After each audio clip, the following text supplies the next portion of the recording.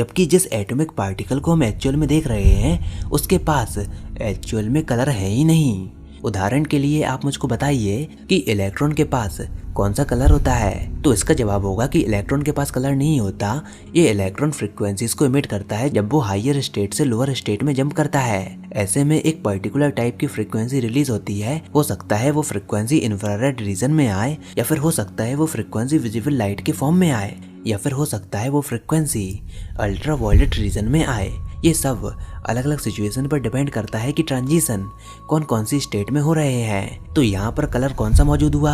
दरअसल यहाँ पर कोई कलर है ही नहीं। जिस कलर को हम कलर समझते हैं वो असल में फ्रीक्वेंसी होती है, और हमारी आइज उस फ्रीक्वेंसी को हमारे ब्रेन तक पहुँचाती है, और हमारा ब्रेन उस पर्टिकुलर फ्रीक्वेंसी को कलर के फॉर्म में इंटरप्रेट करता है। लेकिन हमारा ब्रेन केवल विजिबल लाइट की फ्रीक्वेंसीज को ही इंटरप्रेट कर सकता है, ना कि पूरे इलेक्ट्रोमैग्नेटिक स्पेक्ट्रम की फ्रीक्वेंसीज को। इसी कारण हम इंसान केवल और केवल इलेक्ट्रोमैग्नेटिक स्पेक्ट्रम के विजिबल रीजन को ही सेंस कर पाते हैं। आप यहाँ पर एक रेड एप्पल के एग्जाम्पल को देखिए। अगर आप एप्पल की स्किन को व्हाइट लाइट के अंदर देखोगे तो वो एप्पल सारी इनकमिंग फ्रीक्वेंसीज को एब्जॉर्ब कर लेगा और केवल रेड कलर की फ्रीक्वेंसी को रिफ्लेक्ट करेगा। तो इसका मतलब केवल रेड फ्रीक्वेंसीज का रिफ्लेक्शन हुआ। तो इसका मतलब क्या है कि एप्पल असल में रेड नहीं, इनफैक्ट रेड खुद भी रेड नहीं। रेड असल में लाइट की एक सर्टेन फ्रीक्वेंसी है जिसको हमारा ब्रेन डिटेक्ट करता है और रेड कलर की तरह इंटरप्रेट करता है। आई मीन हमारा ब्रेन ये डिटेक्ट करता है कि अगर 650 नैनोमीटर की वेवलेंथ वाली अगर कोई वेव हमारी आंखों को स्ट्राइक करेगी तो हमको ये एहसास होगा कि हमको रेड कलर दिखाई दे रहा है। अगर 400 नैनोमीटर वाली लाइट स्ट्राइक करेगी तो हमको वॉयलेट कलर दिखाई देगा।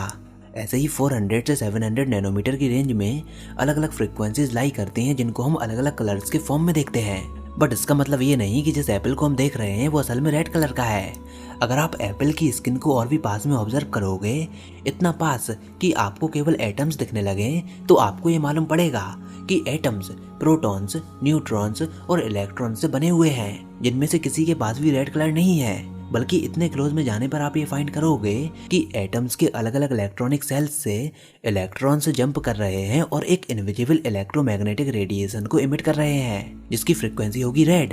और हमारी आंखें इस रिफ्लेक्टेड लाइट को कैप्चर करती है और हमारी आईज में मौजूद कोन सेल्स इस इनकमिंग लाइट को इंटरप्रेट करते हैं और इलेक्ट्रोकेमिकल सिग्नल में कन्वर्ट करके हमारे ब्रेन तक पहुंचाते हैं। और इससे हमारे ब्रेन में कॉन्शियसनेस की एक इमेज बनती है जिसका एक पर्टिकुलर कलर होता है, और हमारे माइंड को ये लगता है कि एप्पल रेड कलर का है, जबकि वो असल में रेड कलर का नहीं है। इसका एक और अच्छा एग्जाम्पल है स्काई का कलर। ये भी एक तरीके का इल्यूजन है जो कि हमारी रियलिटी को डिफाइन करता है। सन के रिलेटिव एंगल और एटमॉस्फेयर के मॉइस्चर कंटेंट पर डिपेंड होने के कारण स्काई हमको अलग अलग कलर्स का दिखाई पड़ता है, जैसे कि ब्लू, रेड, ऑरेंज, पिंक और रात में ब्लैक। आप स्काई के कोई भी सेक्शन को ले लीजिए और उसको बड़ी बारीकी से एग्जामिन कीजिए तो आपको ये मालूम पड़ेगा कि स्काई असल में कलरलेस गैसेस से मिलकर बना हुआ है। स्काई का कलर केवल एक तरीके का इल्यूजन है जो कि हमारे माइंड में हो रहा है, क्योंकि हम जानते हैं कि स्काई में जितनी भी गैसेस हैं वो सब कलरलेस हैं, और जो कलर्स हमको स्काई में दिख रहे हैं वो एक्चुअल में सनलाइट की अलग अलग फ्रीक्वेंसीज की स्कैटरिंग पर डिपेंड करते हैं। तो अगर स्काई हमको ब्लू कलर का दिखता है तो इसका मतलब ये है कि हमारी आंखों तक ब्लू लाइट की फ्रीक्वेंसी आ रही है। ऑरेंज कलर का दिखता है तो इसका मतलब ये है कि ऑरेंज कलर की फ्रीक्वेंसी हमारी आंखों तक आ रही है। मतलब हमारी आंखों ने लाइट स्पेक्ट्रम के काफी छोटे हिस्से को समझने की एबिलिटी हासिल कर ली है। लेकिन ये जरूरी नहीं कि जिन फ्रीक्वेंसीज को हम देख रहे हो वैसी ही सेम फ्रीक्वेंसीज बाकी के ऑर्गेनिज्म भी देख रहे हो।